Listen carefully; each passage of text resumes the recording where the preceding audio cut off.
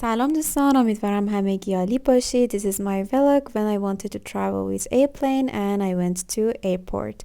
در این ویدیو قراره با هم کلماتی که در رابطه با فرودگاه و هواپیما رو یاد گرفتیم مرور کنیم. Let's go!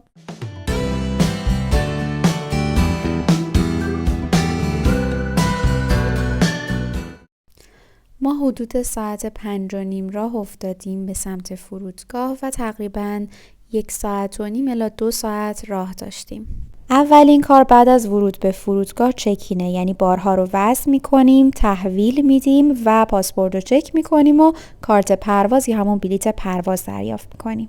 هر کدوم از این کاروسل ها یه اسکیل یا ترازو داره که وزن بار شما رو میسنجه. در این پرواز وزن مجاز بار ما 25 کیلو بود.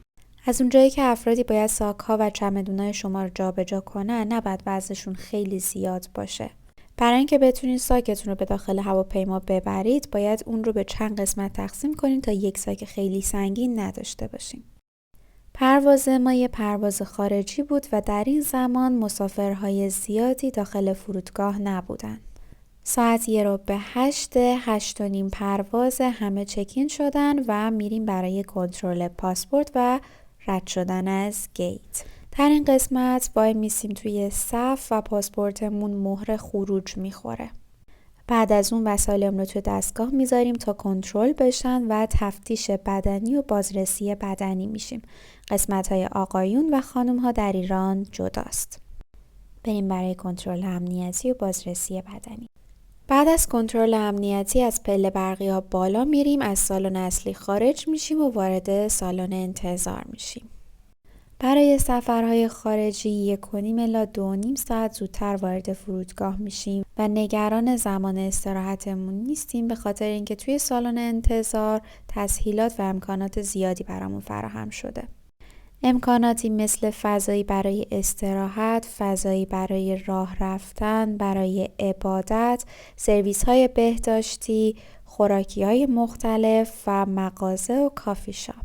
از اونجایی که سر تا سر فرودگاه شیشه است، شما کاملا میتونید باند فرودگاه رو ببینید و خب حس لذت بخشی داره. در این قسمت شما باید شماره گیت خودتون رو چک کنید و ببینید که گیتتون در کدوم سمت قرار داره. از اونجایی که فرودگاه بزرگه، در 2 سمت امکاناتی مثل سرویس بهداشتی، کافی شاپ، سوپرمارکت و فضای برای استراحت فراهم شده.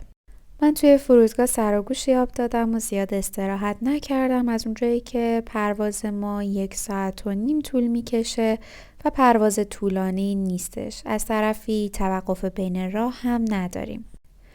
فضای سالن انتظار ساکت و آروم بود و من از دکوراسیون و رنگبندی که انتخاب کرده بودن لذت بردم.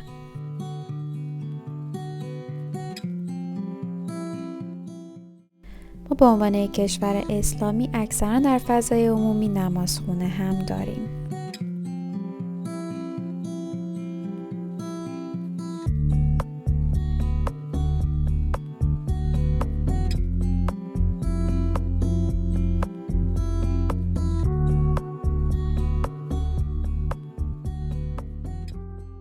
در این قسمت کارت پرواز یا بلیت پروازتون رو تحویل میدید و میرید که سوار هواپیما بشید.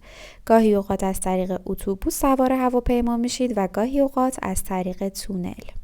بعد از اینکه به مقصد رسید، در فرودگاه از سالن تحویل بارهای خودتون رو تحویل میگیرید که البته خب این سالن تحویل بار ایرانه و من متاسفانه فرصت نکردم از سالن تحویل بار جایی که رفتم فیلم بگیرم، اما خب همونجوری که میبینید یک سری چرخ دستیایی وجود دارن که باشون میتونید بارتون رو حمل کنید. کیمیا در سرویس بهداشتی قبل از سوار شدن به هواپیما. بعد از اینکه کارت پرواز رو تحویل دادیم، میریم که سوار اتوبوس بشیم و بعد از اون سوار هواپیما بشیم. خداحافظ ایران قشنگم. See you soon.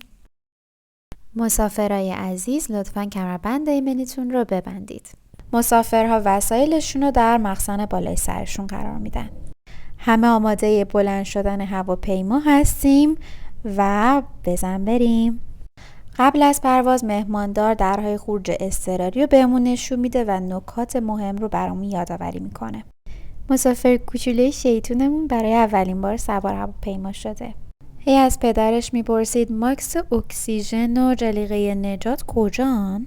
خدا رو شکر پروازمون تأخیر نداشت و به موقع رسیدیم و من همیشه صندلی کنار پنجره رو انتخاب میکنم تا بتونم بیرون رو ببینم و لحظه نشستن هواپیما رو ثبت کنم. مسافر کوچولو در طول مسیر باهام صحبت کرد و الان بهم اجازه داد که کمربندم رو باز کنم و از هواپیما خارج شیم. بعد از خروج از هواپیما بار و تحویل گرفتیم و سفر آغاز شد. ممنونم که تا اینجا همراهم بودین. به امید دیدار و خدا نگهدار.